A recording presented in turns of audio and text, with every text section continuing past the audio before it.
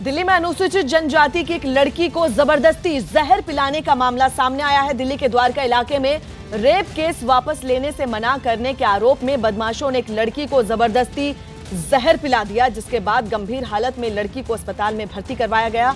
दरअसल पिछले साल मार्च में इसी पीड़ित छात्रा के साथ रेप के आरोप में एक लड़के को दिल्ली पुलिस ने गिरफ्तार किया था। बाद में उसे जमानत मिल गई, जिसके बाद डर से पीड़िता ने 10वीं की पढ़ाई छोड़ दी। लेकिन जब जांच से जुड़े अधिकारियों ने और घर के लोगों ने हिम्मत दी तो पीड़ित छात्रा की पढ़ाई के लिए ट्यूशन जाने लगी, जिसके बाद मौका देखकर आरोपियों ने पीड़ित छात्रा को नशीला पदार्थ पिला दिया। ट्यूशन से आ रही थी, लौटते वक्त दो लड़के बाइक पे मिले थे उसको और उसके साथ में छेड़छाड़ी करी, कुछ जहरीली चीज़ पिला पिलू के वो किसी ने उसका सहारा लिया, तभी हंस के आई लड़की। लड़का है ना बहुत परेशान कर रहा था लड़की को, कई बार लड़की ने बताया हमें, ठीक है। अब है ना उसको है ना समझाया भी हमने जाके, समझे और तो उसका बाप है ना हमारे है ना हाथ पैर जोड़ने लग गया। फिर मैंने कि चलो कोई बात नहीं, एक बार की बात नहीं कई बारी की बात होगी। फिर है ना नहीं माना, फिर वो है ना लड़की को ले गया यहाँ से। और अमित हमारे साथ हमारे सहयोगी जुड़ रहे हैं। अमित, जब देश की राजधानी में इस तरह की घटनाएं सामने आती हैं जहां रोंगटे खड़े हो जाएं, तो सवाल तो उठता ही नहीं है महिला सुरक्षा। कहां है महिला सुरक्षित? देश की राजधानी में ये हाल है। या बिल्कुल, ये जो पूरा मामला है ये बीते गुरुवार का ये पूरा मामला है। बेखौफ बदमाशों ने किस कदर एक जो पीड़िता थी उसे बस स्टैंड पे ही उसे रोका और उसके बाद उसको सरेआम कोई जहरीला उसके साथ बदतमीजी की और फिर उसे जहरीला पदार्थ पिला दिया। फिलहाल जो पीड़िता है वो अस्पताल में भर्ती है, उसका इलाज लगातार वहाँ पर अस्पताल में चल रहा है। लेकिन जो बताया जा रहा है कि ये जो पूरा मामला है ये पिछले साल मार्च में शुरू हुआ, जब इसी पीड़िता के साथ रेप की वारदात को अंजाम दिया गया और पुलिस ने आरोपी को गिरफ्तार किया।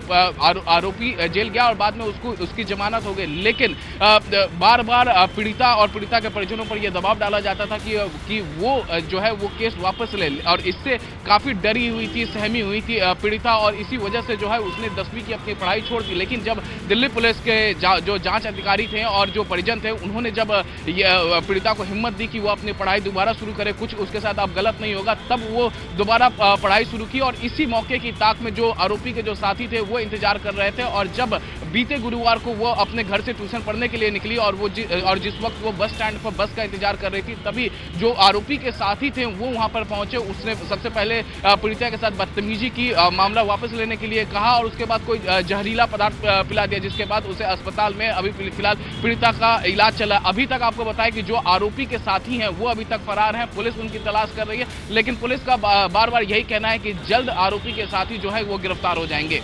बिल्कुल, बहुत बहुत शुक्रिया अमित आपका। और पुलिस हमेशा की तरह यही कहती है कि जल्द आरोपी गिरफ्तार कर लिए जाएंगे, लेकिन सवाल बहुत खड़े होते हैं। तो वहीं दिल्ली के सफदरजंग अस्पताल में लगातार दूसरे दिन डॉक्टरों की हड़ताल की वजह से मरीजों को काफी दिक्कतों का सामना करना पड़ रहा है।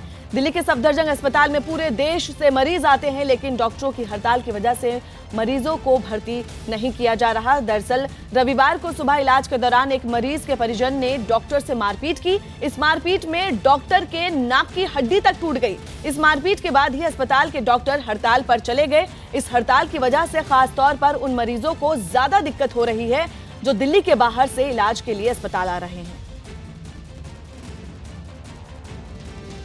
इस वक्त मैं खड़ा हूं सफदरजंग हॉस्पिटल में इमरजेंसी वार्ड के बाहर, जहां पर आप देख सकते हैं डॉक्टरों की हड़ताल की वजह से एक लंबी लाइन लगी है और डॉक्टरों ने हड़ताल की और जिसकी वजह से गार्ड जो है मरीजों को अंदर नहीं जाने दे रहे हैं। वहीं उसके साथ साथ जो उसके साथ परिजन आए हैं उनको भी अंदर जाने की इजाज़त फिलहाल नहीं दी जा रही है। कुछ मरीज हमारे साथ हैं, उनके परिजन हमारे साथ हैं, हम उनसे बात करते हैं कि उनको किस तरीके की दिक्कत हो रही है। सर, आप क्यों आए हैं यहाँ पर?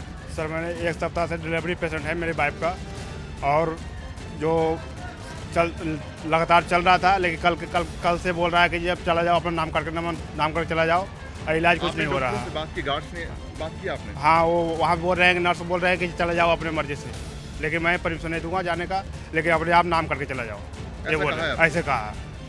ये एक की कहानी है, ऐसे कई सारे मरीज हैं जो यहाँ पर इलाज कराने के लिए आए हैं, लेकिन उन्हें इजाज़त नहीं मिल रही अंदर जाने की। और वहीं रेजिडेंट जो डॉक्टर हैं वो हड़ताल पर हैं, जिसकी वजह से इमरजेंसी जो सेवा है वो ठप पड़ गई है। कैमरामैन प्रदीप के साथ मोहित सिंह, न्यूज़ 18 इंडिया, दिल्ली।